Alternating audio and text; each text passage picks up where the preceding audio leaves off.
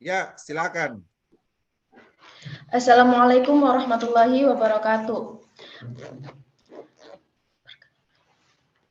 Perkenalkan, nama saya Irnia Yordani dari kelompok 8 BMB, kelompok final.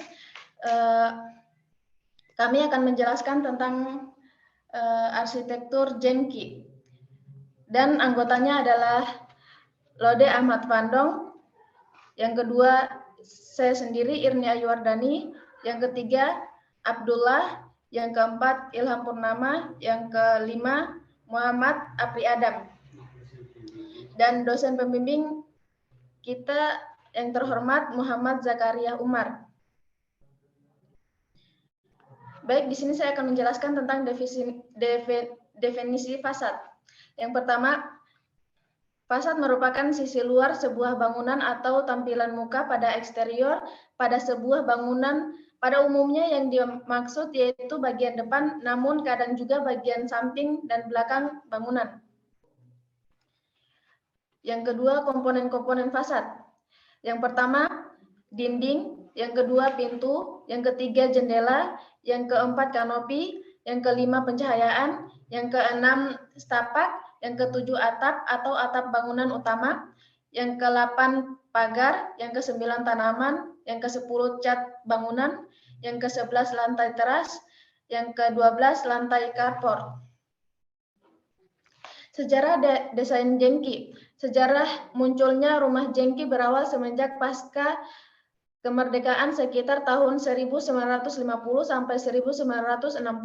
Sebelum tahun 1950, arsitektur Indonesia didominasi oleh geometri horizontal dan vertikal khas Belanda. Memang pada saat itu kolonial masih sangat terasa hingga nuansa bangunan pun didominasi hasil karya arsitektur Belanda. Semenjak kemerdekaan muncul keinginan rakyat Indonesia yang ingin menghilangkan hal-hal yang berbau kolonialisme atau Belanda ataupun penjajahan. Selanjutnya, ciri-ciri arsitektur Jengki. Yang pertama, atap rumah anti mainstream. Yang kedua, dinding berbentuk miring. Yang ketiga, batu alam pada dinding. Yang keempat, beranda yang luas. Yang kelima, loster untuk mendukung sirkulasi udara. Selanjutnya, konsep rumah Jengki. Jengki atau gaya Yangke adalah sebuah gaya arsitektur modernis pasca perang yang berkembang di Indonesia setelah kemerdekaannya. Gaya ini terbilang laku di Indonesia antara akhir tahun 1950-an hingga awal 1960-an. Gaya Jengki menggambarkan pengaruh baru Amerika Serikat pada arsitektur Indonesia setelah ratusan tahun kepemimpinan kolonial Belanda. Gaya ini dapat dianggap sebagai interpretasi tropis dari gaya rumah-rumah suburbia modernis Amerika pasca perang. Selanjutnya, keuntungan menerapkan gaya arsitektur Jengki pada rumah. Yang pertama, rumah Jengki berdesain unik. Yang kedua, rumah Jengki lebih eco atau friendly. Yang ketiga, menciptakan keselarasan hubungan antara bangunan dan lingkungan sekitarnya. Selanjutnya saya akan serahkan kepada teman saya, Abdullah.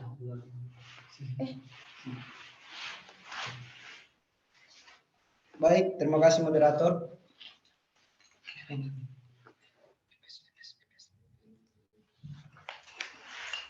Untuk lokasi pembangunan,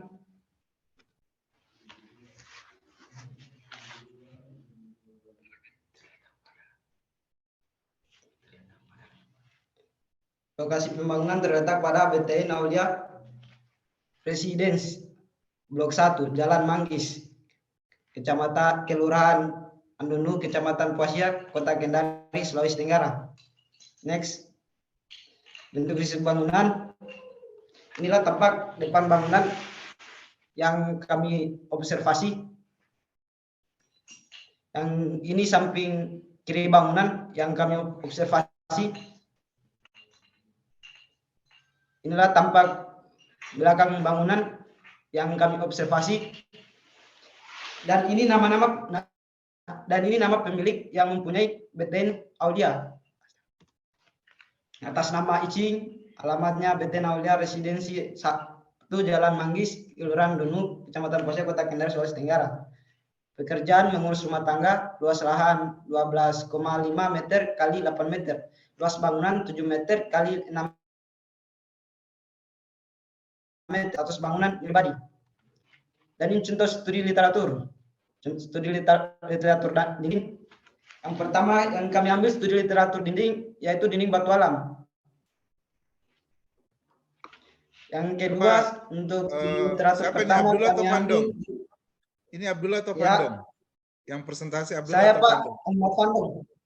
Pandong, setiap slide kamu berikan Bapak informasi. Jangan hanya kau bilang dinding secondary skin, batu alam. Berikan Bapak sedikit informasi, misalnya dinding secondary skin ini kamu gunakan di alternatif mana. Misalnya ya. Oh iya Pak. Coba Mungkin mundur lagi dari awal. Ya oke. Pertama, studi literatur dinding. Yang kami ambil pertama Pak, dinding batu alam. Kami terapkan pada alternatif yang pertama. Ini kami terapkan pada alternatif pertama bagian dinding depan dan pada kolom teras. Next. Dan ini dinding secondary skin, ini kita terapkan pada alternatif kedua. Kita terapkan pada dinding depan fasad dan kolom. Next. Ini dinding SCP Kenwood, kami terapkan juga di depan fasad bangunan yang next. Studi literatur pintu. Studi literatur pintu yang pertama kami ambil itu pintu kaca polos UPVC, kami terapkan pada pintu depan, fasad dinding yang depan. Next.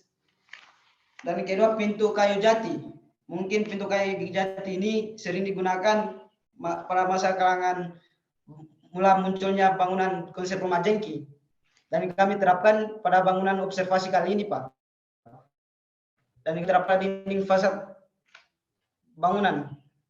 Next, pintu kaca sliding. Ini kami terapkan pada alternatif ketiga. Kami terapkan pada alternatif ketiga untuk bagian lantai 2. Studi literatur jendela. Studi literatur jendela ada jenis jendela kaca window. Kami terapkan juga pada alternatif ketiga. Next, jendela kaca pivot anti panas. Jendela ini menguntungkan bagi bangunan konsep rumah jengki. Dan ini kami terapkan pada alternatif ketiga bagian fasad dinding depan. Next, jendela kaca pivot. Jendela kaca pivot ini kami terapkan pada alternatif pertama. Pertama bagian pintu utama. Studi literatur kanopi. Studi literatur kanopi kami terapkan bahan material atap akrilik. Kami tempatkan pada alternatif pertama bagian kanopi.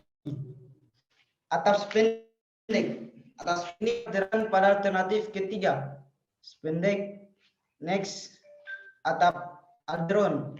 Untuk atap aldron kami terapkan pada alternatif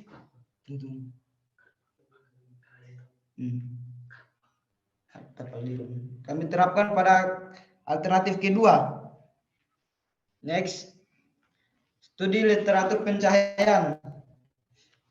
Untuk studi literatur pencahayaan ini kami terapkan di semua alternatif karena lampu memang perlu diterapkan di semua bangunan. Lampu LED sama kami terapkan juga ke semua alternatif. Studi literatur carport. Kami ambil grass block untuk studi literatur carport. Kami terapkan pada semua alternatif.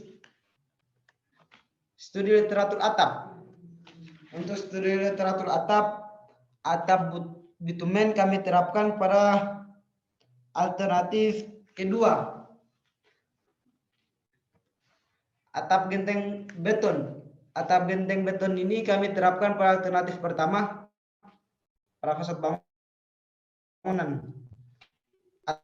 Atap genteng metal kami terapkan pada alternatif ketiga pada atap utama. Literatur pagar.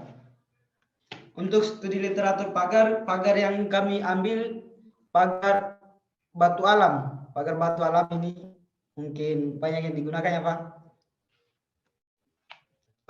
Pagar besi ini kami terapkan pada alternatif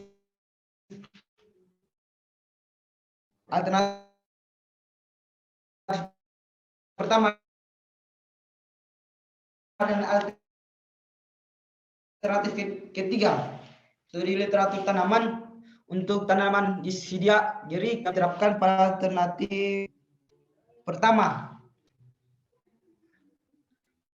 Tanaman di alternatif kedua. Next, untuk pohon ketapang kencana kami terapkan pada semua alternatif.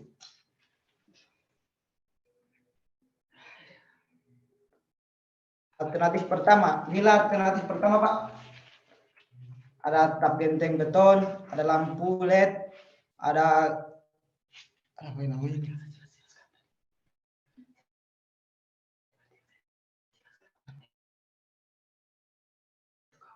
Alternatif 2, alternatif 3. Pak, ini analisis pembuatannya Pak. Untuk analisis pembuatan. Pandong baca saja kriterianya dengan bobot persennya. Misalnya, material kekinian 40%, fungsional dan estetis 20%. Terus setelah itu, setelah itu baca, tunggu dengar Bapak dulu. Setelah itu baca, sebutkan yang nilainya paling tinggi yang mana. Ya, Pak. Itu saja.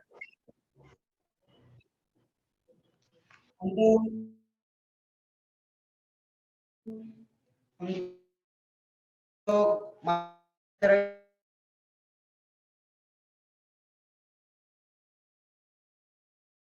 yang paling tinggi untuk analisis pembuatan nilai beban 4 dengan nilai N5, fungsional estetik 4 dan cuaca 4. Tersedia di toko bangunan setempat 4 nilainya.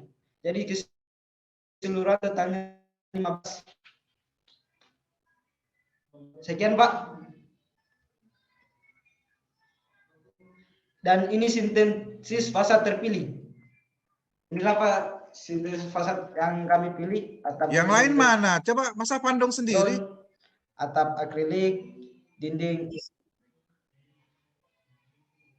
grass block, jendela kaca pivot, atau bohlam. Next, bahan-bahan materialnya. Yang material pertama yang kami ambil yaitu yang sangat minimalis yaitu kanopi akrilik. Kanopi akrilik ukurannya 3 meter kali 3 meter, jumlah 2 PCS atau 2 buah, harga 950.000 per lembar atau per buah. Dan ciri-cirinya yang pertama tidak mudah pecah, tahan panas, tidak cepat menguning. Untuk bahan penyusun itu ada plastik, polimer, transparan, berupa lembaran yang biasa jadi 3 lembaran substitusi dari kaca. Dan alat kerjanya itu gunting, besi, gurinda, bor, selotip, anti air. Cara pemasangan, memotong lembaran, lubang-lubang harus dibor, ujung lembaran yang masih terbuka ditutup menggunakan selotip kedap air. Dan untuk material kekinian yang kami ambil kedua yaitu dinding SCP Kenau dengan ukuran 3 meter kali 3 meter, jumlah 2 PCS, harga 950.000 per lembar. Kenapa next? Mana lagi tuh? Batu alam.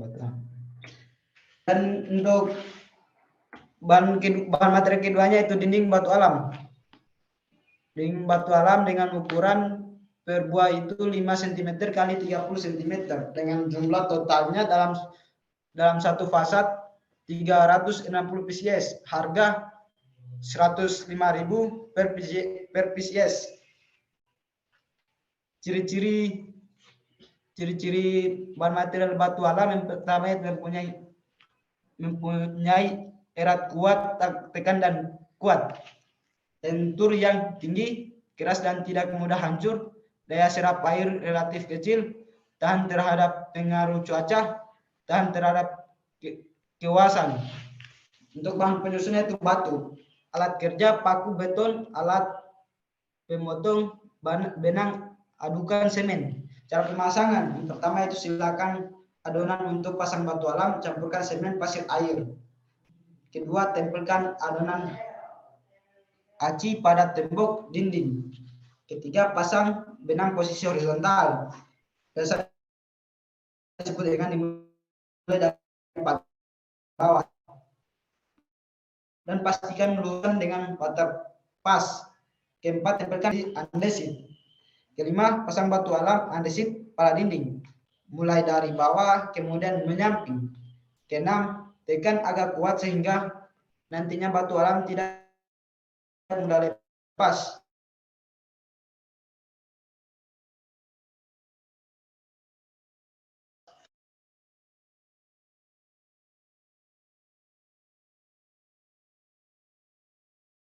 Ketujuh, lakukan terus pada seluruh area dinding pasangan. Next, mungkin hanya moderator. Kembali. Sekian terima kasih. Baik, mungkin penjelasan selanjutnya saya dipersilakan. Oke. Bismillahirrahmanirrahim. Assalamualaikum warahmatullahi wabarakatuh.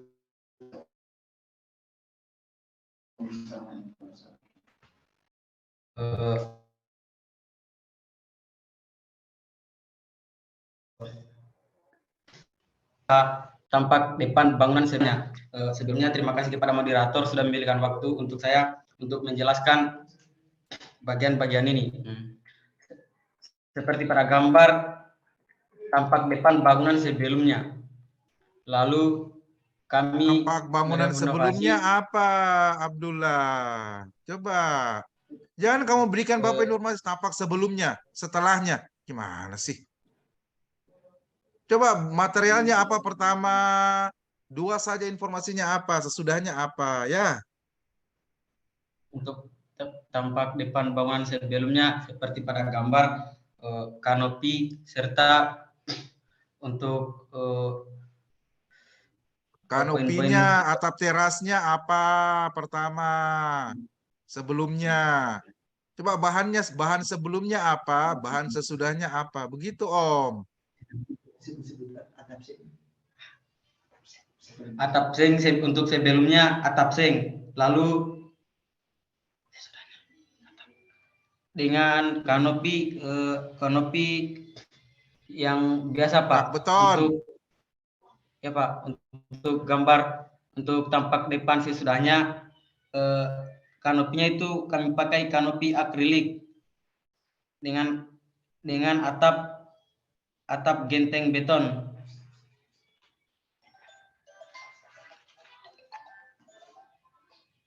Lalu tampak kiri bangunan sebelumnya.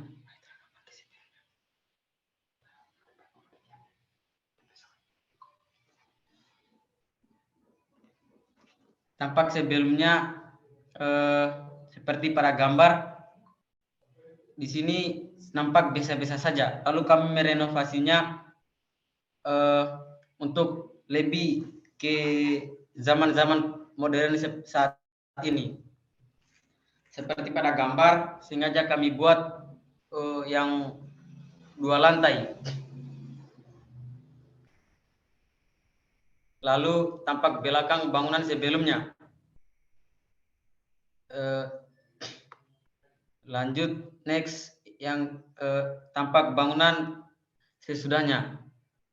Lalu bahan batu di Coba sini diulang, kami siapa namanya nih, Abdullah atau Fandong? Abdullah. Yang betul Abdullah. Coba mundur lagi. Mundur. ya Pak.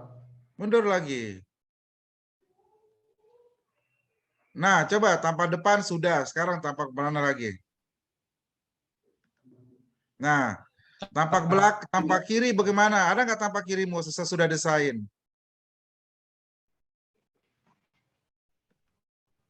Nah, coba Yang ini tampak Pak, kiri apa sebelum, kiri tampak kiri sebelum. Informasikan Bapak apa atapnya, sebelumnya. apa bahannya, sesudah apa.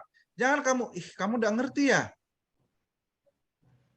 Setiap slide ada Untuk informasi yang kamu berikan ke Bapak.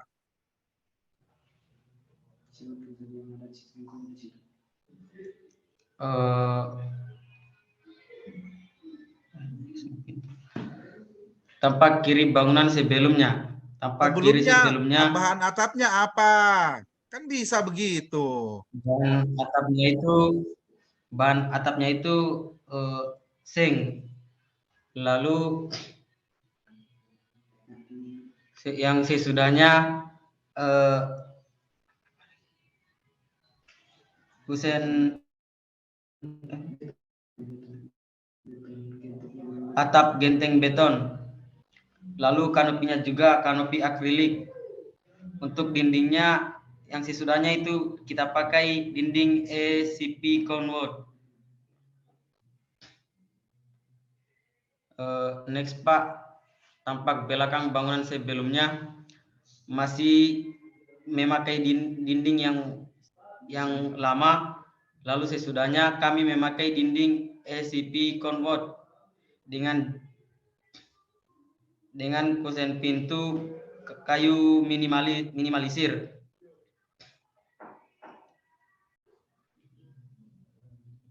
Lalu lanjut bahan batu. Bahan batu di sini kami memakai bahan batu bata Xbox. Untuk sejarah batu bata Xbox adalah salah satu bahan bangunan yang sering digunakan oleh masyarakat Indonesia. Bahkan sistem produksinya juga banyak dikuasai oleh masyarakat, sehingga hampir di setiap daerah memiliki sentra pembuatannya sendiri. Pembangunan batu bata sendiri sangat umum untuk digunakan sebagai dinding rumah tinggal di Indonesia. Sedangkan untuk fungsi yang lain, batu bata biasanya digunakan dalam pembuatan gapura, patung, pembuatan jembatan, dan masih banyak lagi yang lainnya. Sifat karakteristik batu bata exposed ini pada lazimnya berbentuk prisma tegak dengan penampang 4 persegi panjang. Untuk jenis-jenis batu bata exposed, kami di sini hanya mengambil 2 contoh. Contohnya 1 batu bata merah, 2 batu bata batako. Untuk fungsi batu bata exposed dapat digunakan sebagai penutup dan dekorasi dinding. Harga bata ini lebih mahal dibandingkan batu bata biasa. Kelebihan batu bata exposed. Untuk yang pertama, ukurannya di sini relatif kecil. Yang kedua, banyak tersedia di toko bangunan. Untuk yang ketiga, harganya relatif lebih murah dibandingkan batu bata yang lainnya. Yang keempat, tahan panas karena batu ini terbuat dari tanah liat. Untuk kelima, mudah merekatkan. Cukup hanya menggunakan dengan campuran semen dan pasir biasa sudah memperkokoh untuk bangunan. Lalu kekurangan batu bata. Kekurangannya di sini surangan tidak stabil karena batu bata tersebut mudah menyerap panas dan dingin. Kedua, lebih boros karena menggunakan banyak perekat. Untuk yang ketiga, suka rapi saat melakukan pemasangan, terkecuali mungkin dari pemasangan tersebut sudah yang ahli. Untuk yang keempat, cukup berat karena membuat beban lebih pada struktur bangunan rumah. Yang terakhir, batu bata lebih lama dalam proses pemasangannya. Lanjut ke tahap pembuatan batu expose. Proses pembuatan batu expose dalam bahan penyusunannya yang pertama itu tanah liat sebagai bahan utama dalam pembuatan bata ekspos. Lalu air digunakan sebagai bahan dalam pembuatan batu ekspos yang bertujuan agar bahan dasar tanah liat lebih mudah dibentuk. Lalu yang terakhir oli atau minyak. Penggunaan minyak di sini untuk sebagai bahan olesan bata ekspos yang bertujuan agar lebih mudah melepas bata dari cetakan. Lalu cara pemasangan batu ekspos. Bahan-bahan yang dibutuhkan itu seperti yang paling utama batu ekspos, pilihlah yang sesuai yang apa yang direncanakan. Yang kedua instan sebagai bahan pelekat bata.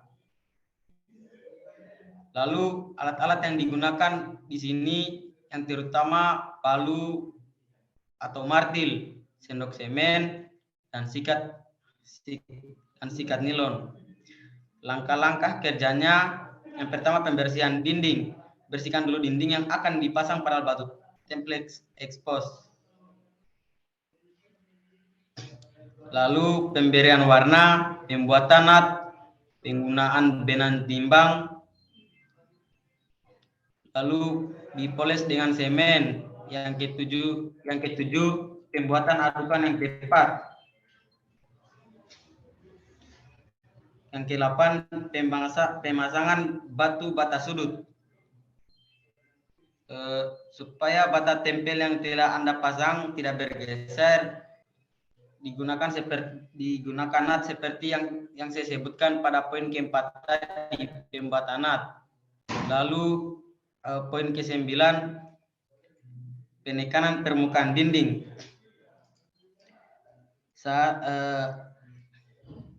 Mungkin hanya sampai di situ langkah-langkah kerjanya. Langkah-langkah kerja batu bata ekspos. Terima kasih dari saya. Wassalamualaikum warahmatullahi wabarakatuh. Untuk setelahnya saya kembalikan kepada sang moderator. Baik, itulah tadi hasil presentasi kami kelompok 8 tentang arsitektur jengki.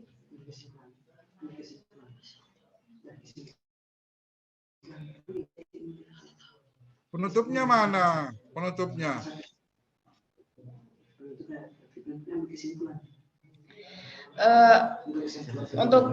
Untuk kesimpulannya itu Bukan kesimpulan, penutup.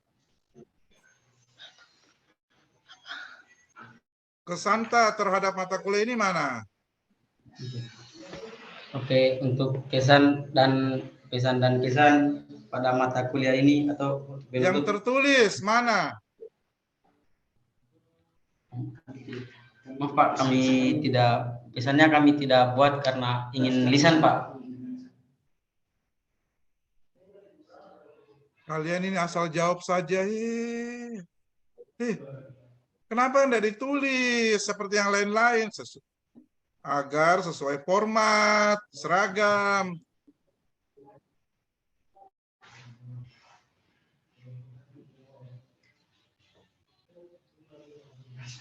Oke, mana gambarmu? Saya kirim Pak filenya. Gambarmu di sini di PowerPoint. Siapakah ini? Bandung atau Abdullah? Abdullah Pak.